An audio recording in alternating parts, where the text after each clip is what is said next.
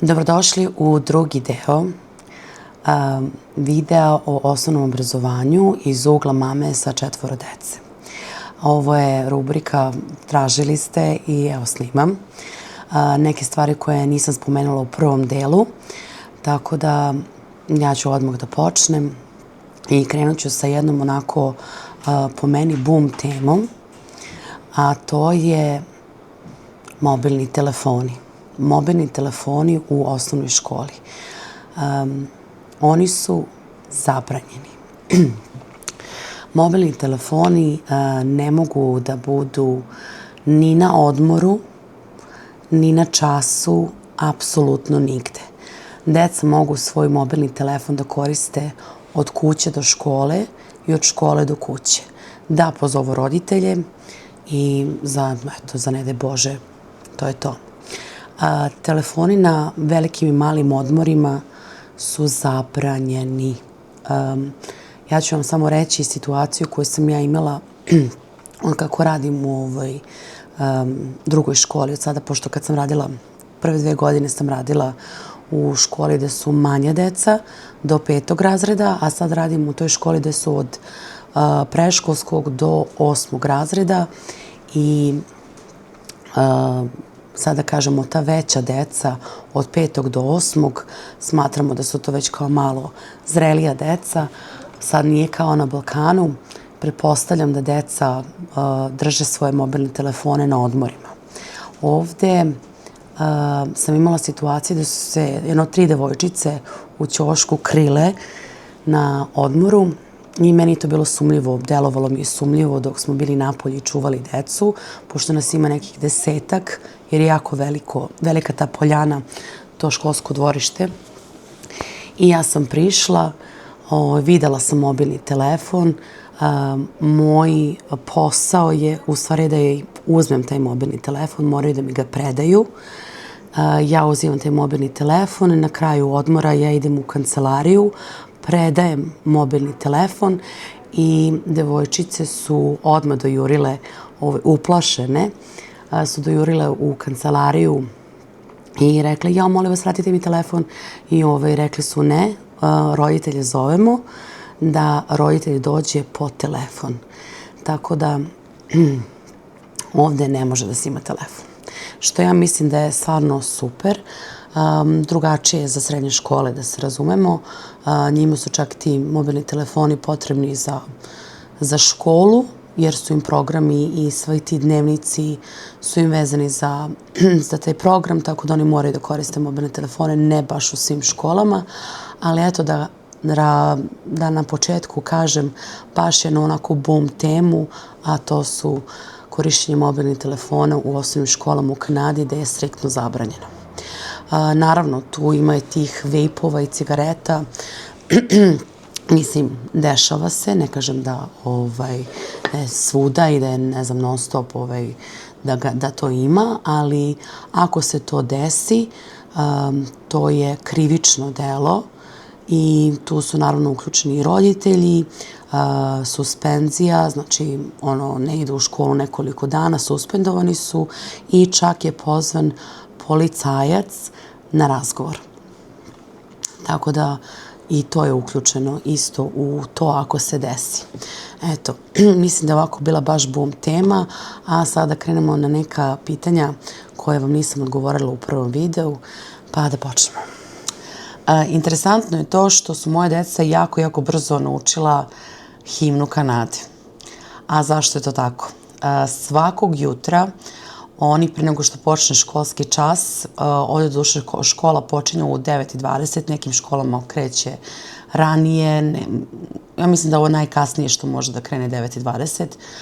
Mislim da je ranije bila čak i u 9, pa je nekima škola čak i u 8:30. Sve zavisi od provincije, grada i zavisi od opštine, da kažemo.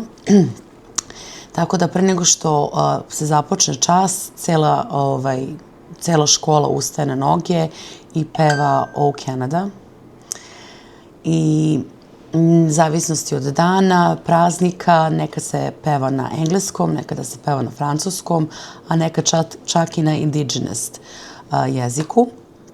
Tako da To je neki početak školskog dana svakog jutra gde se kroz razglas čuje himna i eventualno ako je nekom detetu rođendan, to se kaže.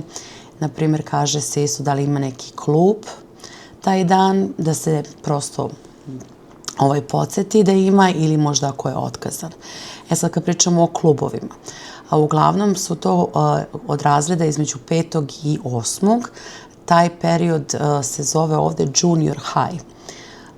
To jeste sve osnovna škola, ali oni to kao smatraju nešto između, kao kod nas, što bih ja rekla, između 5. i 8. gde se onako malo su, niti ste tu, niti ste tamo, tako da se to ovde zove junior high. I tu deca malo aktivnije neke stvari rade, imaju sportove, pošto ovdje ima 3 polugodišta, sportovi idu po polugodištu. Ja sad pričam samo iskustvo da se razumete iz škole koje mi trenutno pohađamo, moje deca.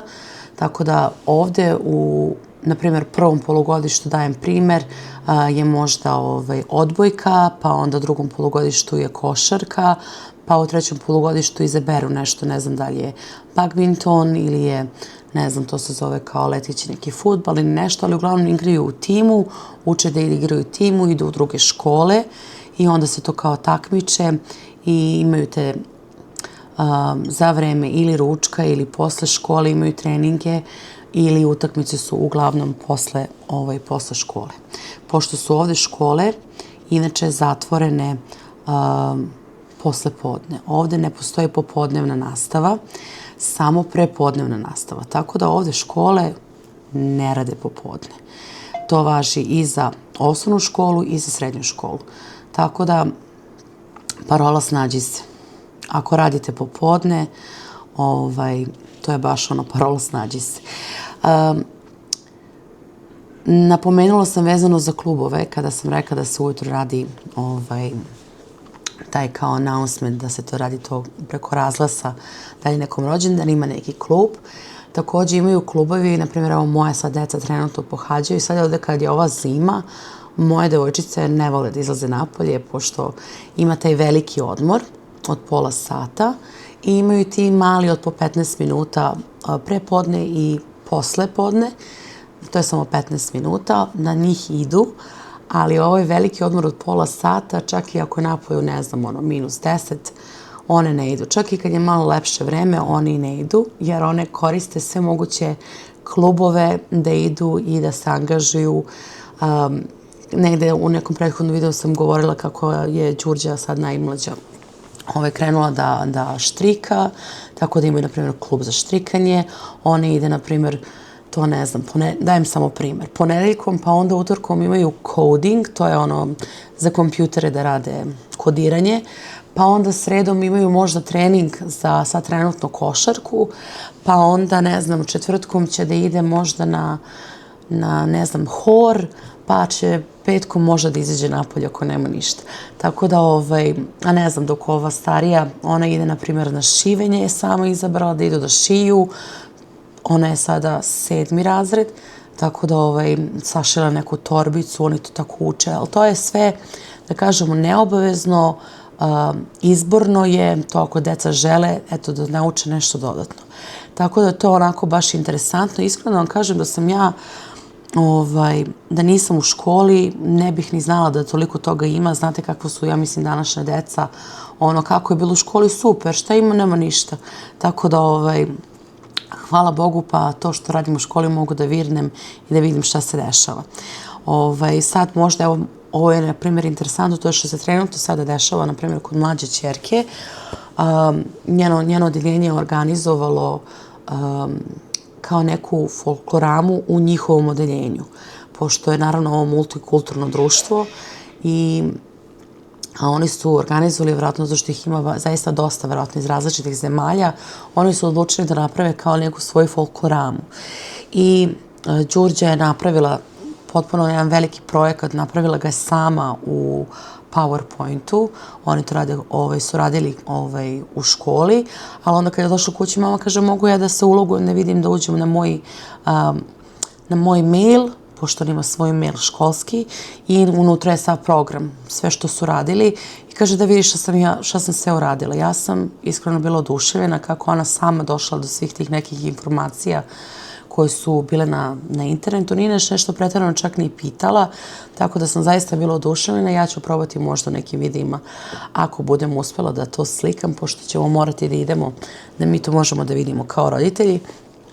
Tako da ona to kao prezentovala i imaće mogućnost, naravno tu roditelji, kako se zove, moraju da potpišu. Ako, na primjer, to mi je stiglo kao mail od profesora, od učitelja, da sad da će to da bude, da će biti hrana i da smo mi neobavezni, ali ako želimo da, na primjer, spremimo neko naše tradicionalno jelo i da se to postavi na tom njenom štandu i da, eto, možda tako klinci idu i probaju.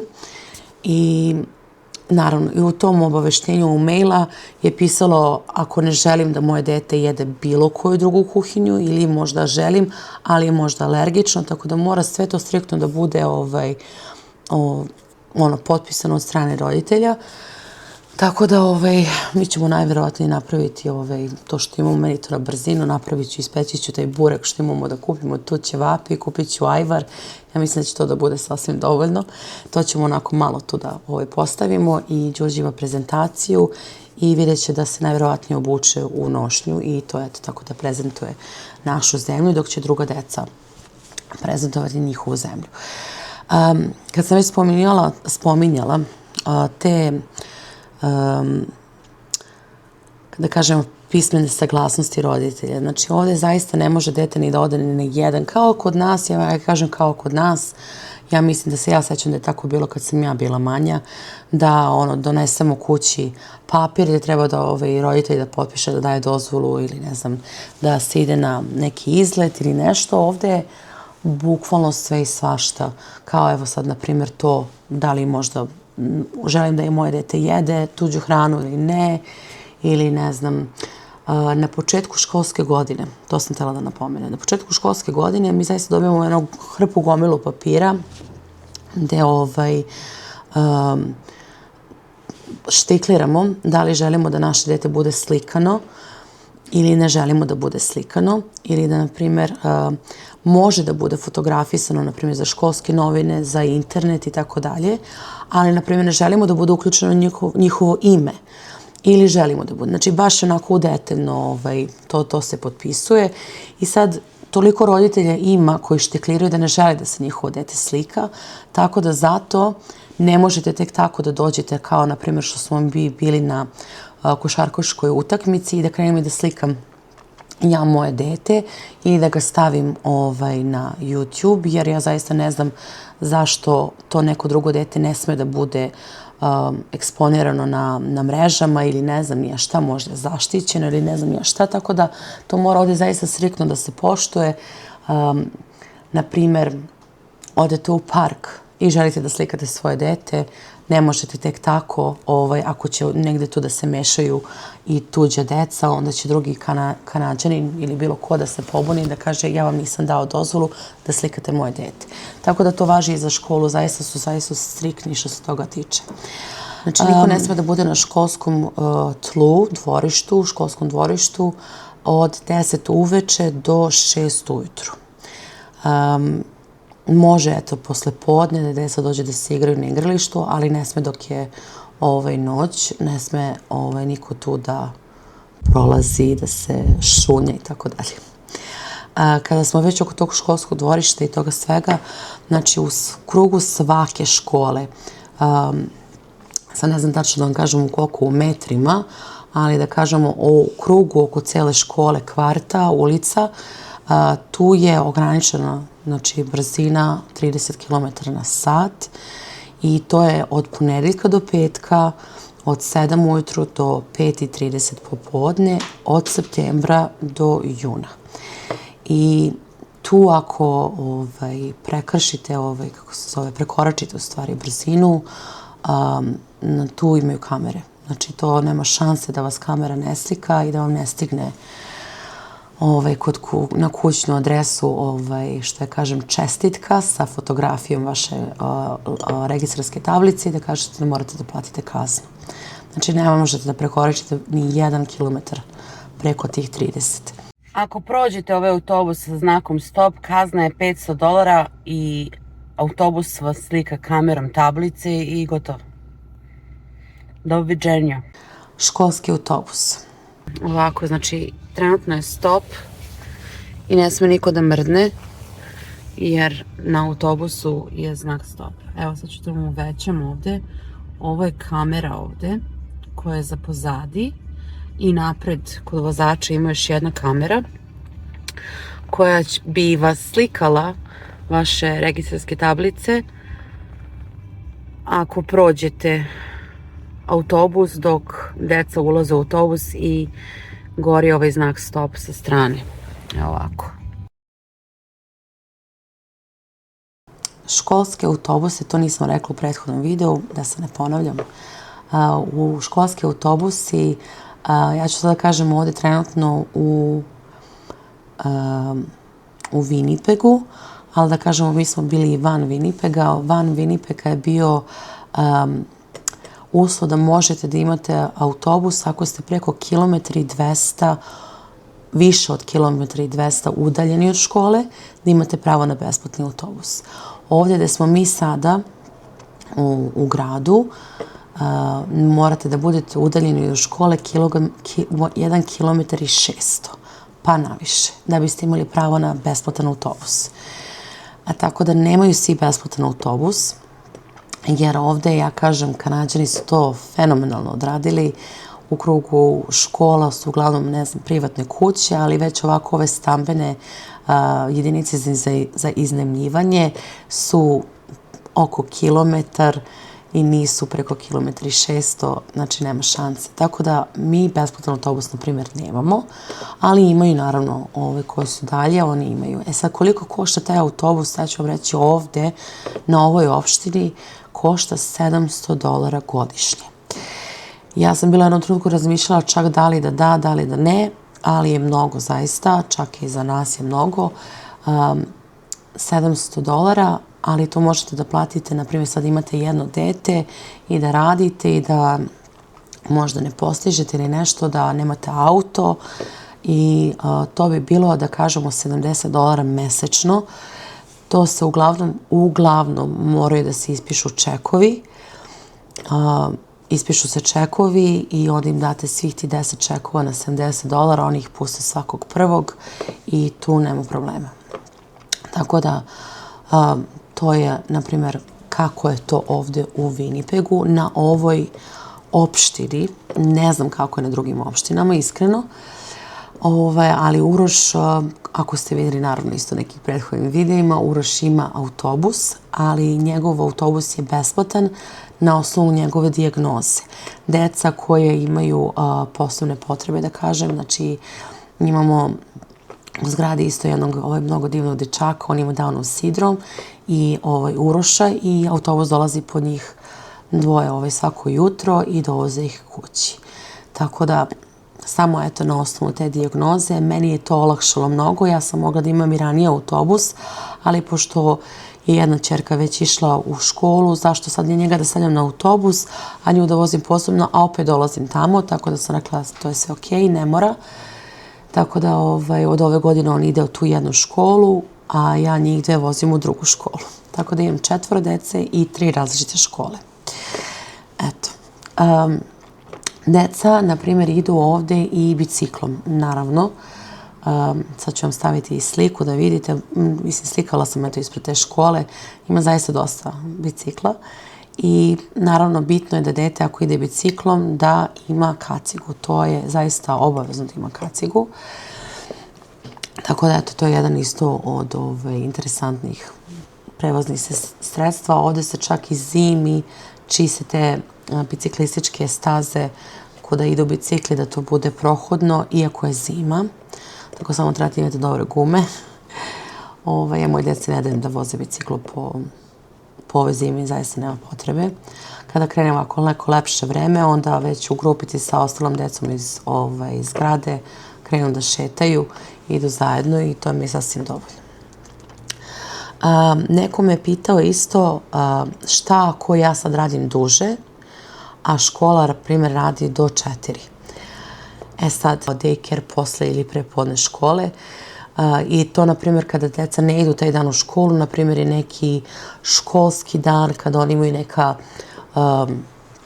na primjer, kako to da kažem, sad ima neka dodatna obučavanja ili nešto, onda škola taj dan ne radi i to je uglavnom jednomesečno.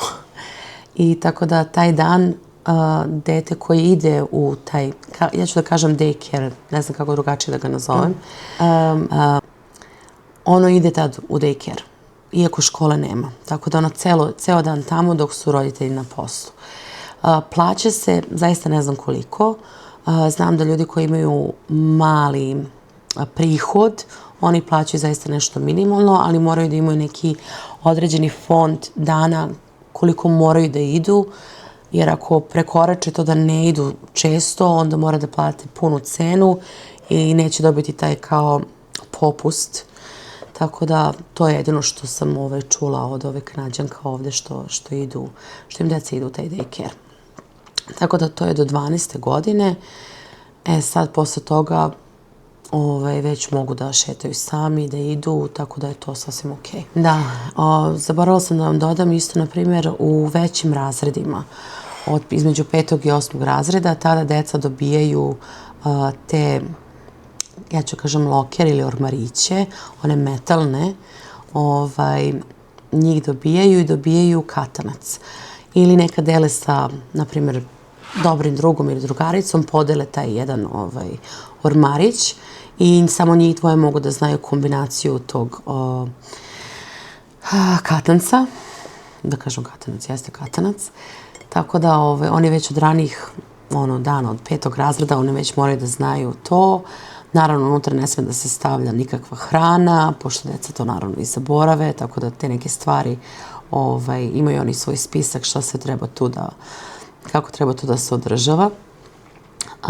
Mislim, devojke moje meni traže mama da mi daj neke magnete, nešto unutra da stavim. Kupila sam one kao magnetno ogledalo da mogu da stave kad se otvore da se vide. I tako, mislim, ajde, to su devojčice. Tako da, eto, to je na primjer to. I šta bih mogla još da vam dodam? Nisam vam rekla što sam spominjala u prethodnim videima da hrana je zabranjena da se deli i da mora da se vodi striktno računa da nema nekih alergena, obavezno to kikiriki, morske hrane. I sad u svakom razredu možete da vidite ili je crveni ranac ili je prosto neki drugi ranac, druge boje ili da na njemu piše emergency kit, znači da na njemu piše da je za prvu pomoć. Tako da unutra se nalazi, ne znam, da li je EpiPen ili za alergije ili ne znam, za grejanje, za one kao celofan, svašta tu nešto ima unutra. I unutra bi trebalo da se nalazi spisak dece iz tog odeljenja koji su, eto, ne znam, alergični na nešto, da se to tačno zna ako dođe do nečega, da se zna kako da se reaguje.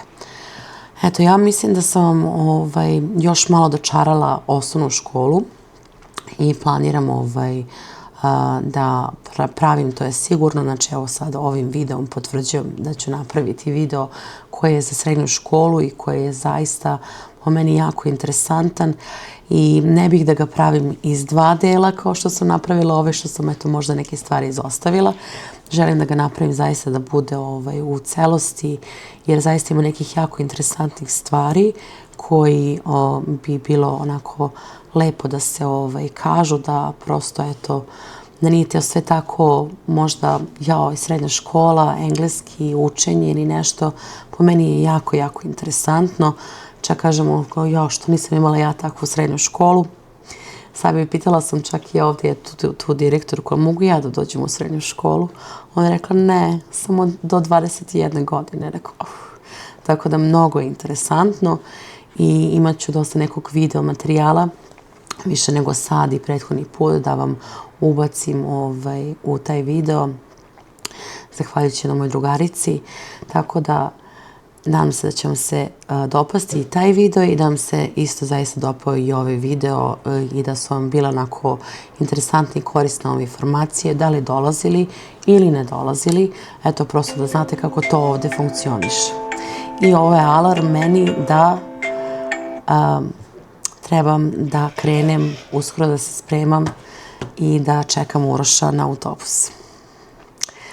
Do sledećeg puta ostavite mi komentar, subscribe-ujte se, besplatno je i hvala vam što ste nas gledali.